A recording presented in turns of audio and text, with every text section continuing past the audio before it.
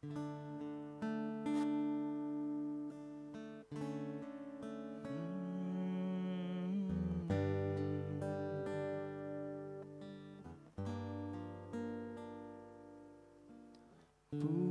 dengan kekuatanku ku dapat jalani hidupku tanpa Tuhan yang di sampingku. Ku tak mampu sendiri. Engkaulah kuatku yang menopangku. Ku pandang wajah-Mu dan berseru, pertolonganku datang dari-Mu. Peganglah tanganku, jangan lepaskan. Kaulah harapan dalam hidupku.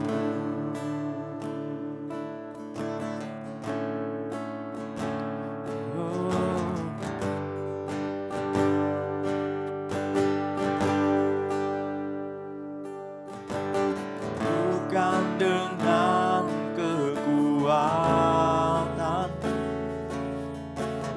ku dapat jalani hidupku tanpa Tuhan yang di sampingku. Ku tak mampu sendiri. Engkaulah kuatku yang menopangku. Ku pandang wajah-Mu dan berseru, pertolonganku datang dari-Mu. Peganglah tanganku, jangan lepaskan. Kaulah harapan dalam hidupku. Ku pandang wajah-Mu dan berseru, pertolonganku datang dari-Mu. Peganglah tanganku, jangan lepaskan. Kaulah harapan dalam hidupku.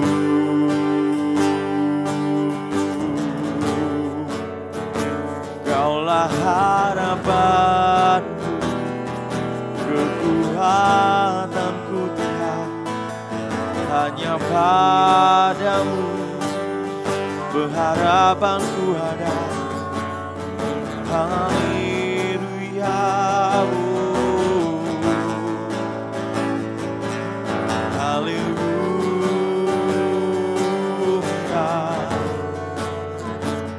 Pertolonganku hanya ada dari-Mu.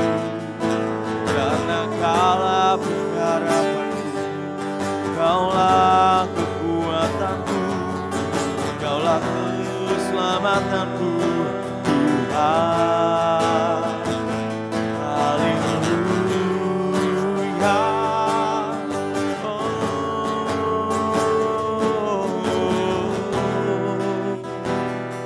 Haleluya.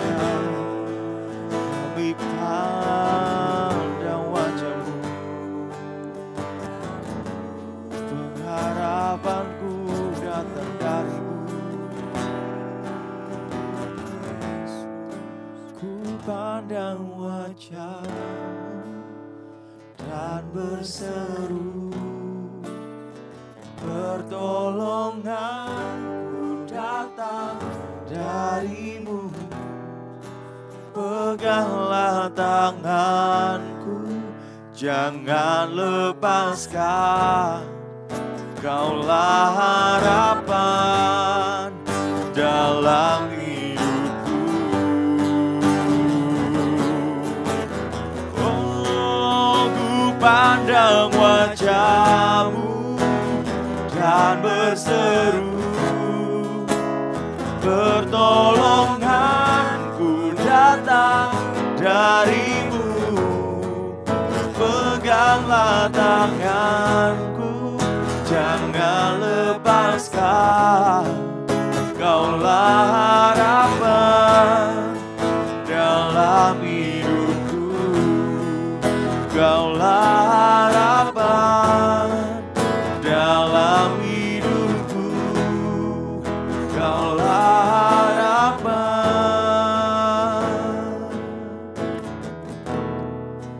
dalam hidupku.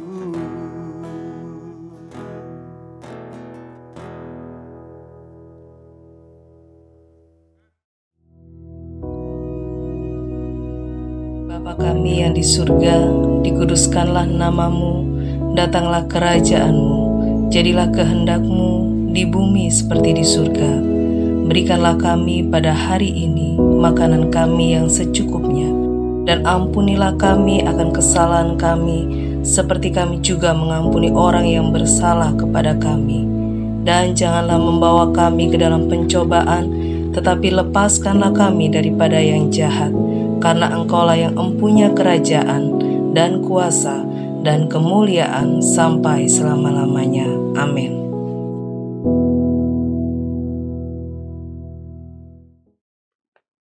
Shalom, selamat pagi jemaat yang dikasihi oleh Tuhan Yesus. Senang sekali boleh menyapa Anda kembali pada pagi hari ini. Kita akan dengarkan firman Tuhan dari Injil Markus pasal yang ke-7 ayat 24 sampai 30. Demikian firman Tuhan. Perempuan Sirofenisia yang percaya. Lalu Yesus berangkat dari situ dan pergi ke daerah Tirus. Ia masuk ke sebuah rumah dan tidak mau bahwa ada orang yang mengetahuinya. Tetapi kedatangannya tidak dapat dirahasiakan.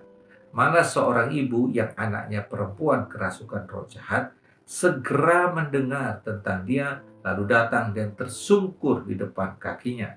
Perempuan itu seorang Yunani bangsa Sirofenisia yang memohon kepada Yesus untuk mengusir setan itu dari anaknya. Lalu Yesus berkata kepadanya, "Biarlah anak-anak kenyang dahulu, sebab tidak patut mengambil roti yang disediakan bagi anak-anak dan melemparkannya kepada anjing." Tetapi perempuan itu menjawab, "Benar Tuhan, tetapi anjing yang di bawah meja juga makan remah-remah yang dijatuhkan anak-anak." Maka kata Yesus kepada perempuan itu, "Karena kata-katamu itu, pergilah sekarang, sebab setan itu sudah keluar dari anakmu." Perempuan itu pulang ke rumahnya, lalu didapatinya anak itu berbaring di tempat tidur, sedang setan itu sudah keluar. Dari firman Tuhan ini saya beri judul Iman yang Berkualitas. Saudara yang dikasihi oleh Tuhan Yesus, kita tahu bahwa perempuan ini sedang mengalami suatu masalah. Tetapi kenapa dikatakan imannya berkualitas? Karena apa? Iman yang bertindak. Nah, ini jelas kita lihat di dalam ayat yang ke-25. Saya bacakan lagi. Malah seorang ibu yang anaknya perempuan kerasukan roh jahat segera mendengar tentang Yesus, lalu datang dan tersungkur di depan kakinya. Artinya, ketika didengarnya tentang Yesus ada di situ, maka dia langsung bergegas mendatanginya dan tersungkur di kakinya. Jadi ada tindakan disertai oleh perbuatan. Jadi nggak cukup hanya mendengar saja. Sekarang ini kita gampang mendengarkan firman Tuhan ya, dengan kemajuan teknologi. Anda punya HP, Anda juga bisa dengarkan dimanapun Anda beraktivitas, Anda bisa dengar. Mungkin dengan Anda mendengar firman Tuhan, pengetahuan Anda mungkin semakin bertambah. Tetapi kalau Anda tidak pernah bertindak, tidak pernah melakukan apa yang firman Tuhan Anda dengar, maka tidak akan mengubahkan apa-apa. tidak akan menjadikan sesuatu yang berubah dalam kehidupan Anda. Karena apa? Cuma dengar-dengar saja, tidak disertai dengan tindakan. Makanya tidak berkualitas, imannya tidak berkualitas. Tapi perempuan Sirofenesia ini, waktu dia punya masalah anaknya kerasukan, ya, anaknya kerasukan roh jahat, dan itu ada di rumah. Jadi bukan ada bersama-sama dengan dia.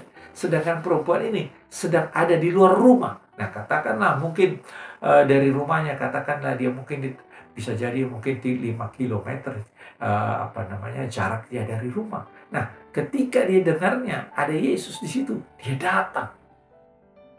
Dia bertindak cepat-cepat datang dan tersungkur di kakinya. Karena apa? Dia punya masalah, dia punya pergumulan, dan dia mau persoalannya itu kalau datang kepada Yesus pasti dapat diselesaikan. Nah, yang dia lakukan perempuan ini adalah dia bertindak. Jadi dia sungguh-sungguh tidak hanya mendengar, tapi dia bertindak. Dia datang kepada Yesus. Saudara yang dikasihi oleh Tuhan Yesus, akhir-akhir ini mungkin Anda mempunyai permasalahan pergumulan dalam hidup, dan Anda sudah mendengar begitu banyak firman Tuhan. Nah, yang dibutuhkan untuk menyelesaikan permasalahan pergumulan dalam hidupmu adalah sekarang tinggal bertindak. Anda bertindak seperti apa yang firman Tuhan Anda sudah dengarkan. Contohnya, sakit. Mungkin sudah berusaha ke dokter sekian lama, bahkan mungkin sudah ganti-ganti dokter, tapi belum ada perubahan. Anda mendengar firman Tuhan. Dikatakan bahwa Markus 16 ayat 17, salah satu tanda-tanda orang percaya. Orang percaya tumpang tangan orang sakit sembuh. Anda mendengar firman Tuhan. Matius 8 ayat 17. Yesus Kristus yang memikul segala kelemahan tubuh kita dan menanggung segala sakit penyakit kita. Anda mendengar firman Tuhan. 1 Petrus 2 ayat 24b. Oleh bilur-bilurnya kamu sudah sembuh. Sudah dengar. Tapi masalahnya, apakah Anda sudah bertindak seperti apa yang firman Tuhan katakan? Nah, inilah yang dimaksud dengan iman berkualitas. Bertindak seperti apa yang firman Tuhan katakan. Pertama, Anda harus bertindak. Anda tumpangkan tangan di tempat tubuh Anda yang sakit. Dan percaya sebagaimana janji Tuhan. Matius 8 ayat 17. 2000 tahun lebih yang lampau, Yesus Kristus menanggung segala kelemahan tubuh kita. Menanggung segala sakit penyakit kita di kayu salib. Anda katakan, segala sakit penyakit saya tolak karena Yesus sudah mati bagiku, menanggung segala kelemahan tubuh dan sakit penyakitku. Anda katakan janji Tuhan di dalam Yesaya 53. Saya akan bacakan karena ini jelas sekali. Yesaya 53 dikatakan di dalam ayatnya yang keempat. Tetapi sesungguhnya penyakit kita lah yang ditanggungnya dan kesengsaraan kita yang dipikulnya, padahal kita mengira dia kena tulah, dipukul dan ditindas Allah. Tetapi dia tertikam oleh karena pemberontakan kita, dia diremukkan oleh karena kejahatan kita, ganjaran yang mendatangkan keselamatan bagi kita ditimpakan kepadanya, dan oleh bilur-bilurnya kita menjadi sembuh. Nah, ini iman yang berkualitas perempuan dari Sirofenesia ini. Begitu dia dengar tentang Yesus, dia bertindak. Dia datang. Dia datangi Yesus. Dan dia tersungkur. Karena apa? Dia tahu hanya Yesus satu-satunya yang dapat menyembuhkan anaknya dari kerasukan roh jahat. Ini iman yang berkualitas, luar biasa. Jadi dia bukan hanya tahu, percaya, tapi disertai oleh tindakan. Jadi saudara yang dikasih oleh Tuhan Yesus, iman kita itu harus disertai oleh tindakan dan perbuatan. Jadi kalau Anda kita bersyukur punya Tuhan. Kita bersyukur juga ada banyak dokter-dokter. Tapi sebelum Anda pergi ke dokter, pertama Anda bertindak sesuai firman Tuhan. Tumpangkan tangan di tempat yang sakit. Katakan, dalam nama Yesus, saya tolak segala kelemahan tubuh, sakit, penyakit. Dalam nama Yesus, aku percaya oleh bilur-bilurnya, aku sudah disembuhkan. Nah, baru Anda pergi. Nanti pada waktu di dokter, diperiksa, dokternya hanya tinggal bilang, oh, nggak apa-apa, biasa.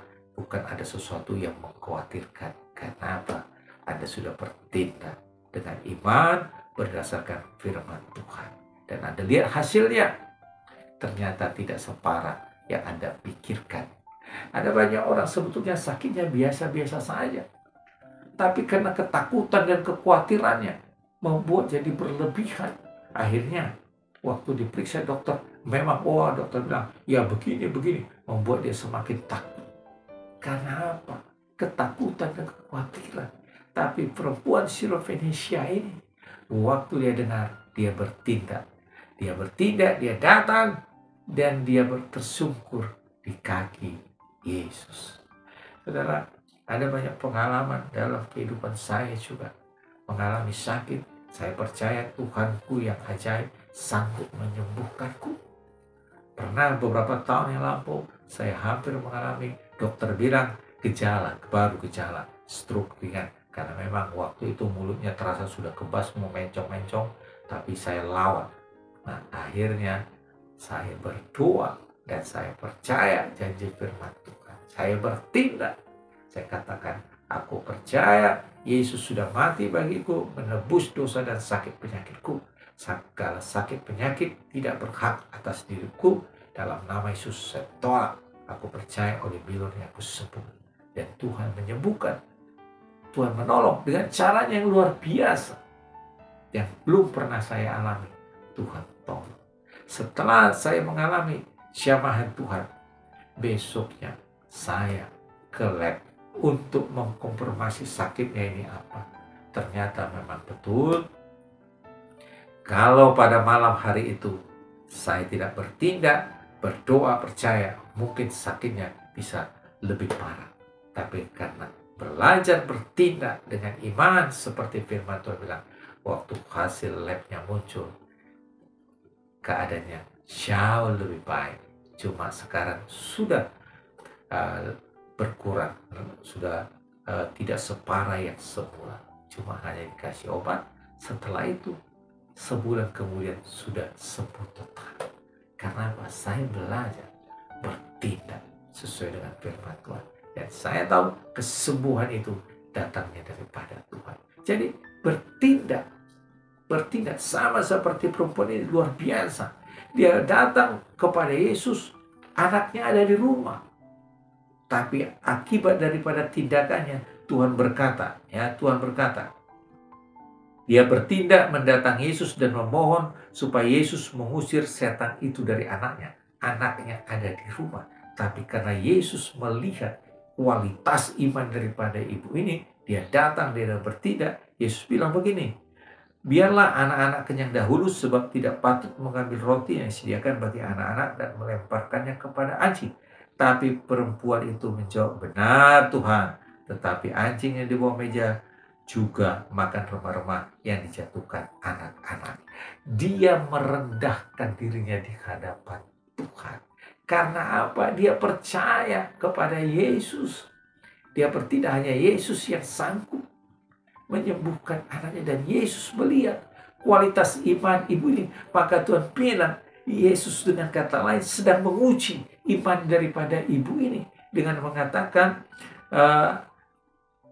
anak kenyang dahulu sebab tidak patut mengambil roti yang disediakan bagi anak-anak, melemparkannya kepada anjing. Tetapi perkataan Yesus tidak membuat perempuan dari Sirofenicia ini menjadi lemah, menjadi mundur, atau sebaliknya tersinggung. Tidak. Dia semakin merendahkan hati. Karena dia tahu hanya Yesus satu-satunya yang sanggup menyembuhkan, menolong anaknya. Dan betul, di dalam ayat yang ke-29, kata Yesus kepada perempuan itu, karena kata-katamu itu. Pergilah sekarang. Karena kata-katamu itu. Iman daripada perempuan yang berkualitas itu. Tuhan bilang, pergilah sekarang sebab setan itu sudah keluar dari anakmu. Iman perempuan Sirofenisia bertindak. Direndahkan sekalipun sedang diuji imannya. Dia tidak tersinggung, tapi dia semakin merendahkan hatinya di hadapan Tuhan. Karena dia tahu siapa dia. Karena dia tahu siapa Yesus. Dia Tuhan. Dan Tuhan bilang, pulanglah sekarang. Anakmu sudah bebas dari setan. Dan betul, segera dia bertindak pulang ke rumah. Apa yang dia lihat? Ayat 30. Perempuan itu pulang ke rumahnya. Lalu didapatinya anak itu berbaring di tempat tidur. Sedang setan itu sudah keluar. Saudara, luar biasa iman berkualitas daripada perempuan Sirofenisia ini. Dia bertindak. Anaknya tidak perlu dia bawa ke hadapan Tuhan Yesus. Anaknya di rumah. Dia yang datang tersungkur. Karena dia tahu siapa Yesus. Dia bertindak setelah dia dengar. Dan anaknya disembuhkan. Demikian juga saudara. Anda sudah dengar firman Tuhan. Anda ada masalah pergumulan. Yang diperlukan saat ini adalah Anda bertindak seperti perempuan Sirofenisia ini. Bertindak, tunjukkan imanmu itu berkualitas. Yaitu bertindak seperti firman Tuhan.